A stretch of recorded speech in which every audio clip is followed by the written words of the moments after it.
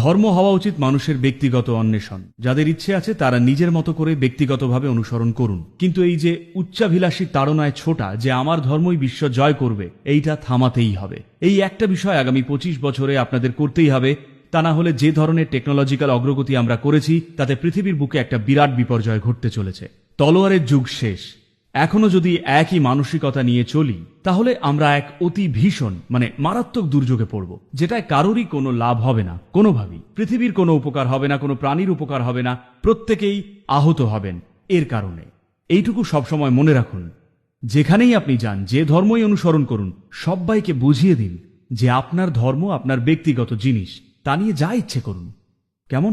ওপরে তাকান, নিচে তাকান, আপনার যেদিকে ইচ্ছে তাকান, সেটা আপনার ব্যাপার, ঠিক আছে? কিন্তু আমি কোন দিকে তাকাবো সেটা বলবেন না, আমায় কোনো দিকে তাকাতে বাধ্য করবেন না, আর কাউকে জোর খাটিয়ে বলবেন না এটাই পথ বা ওটাই পথ।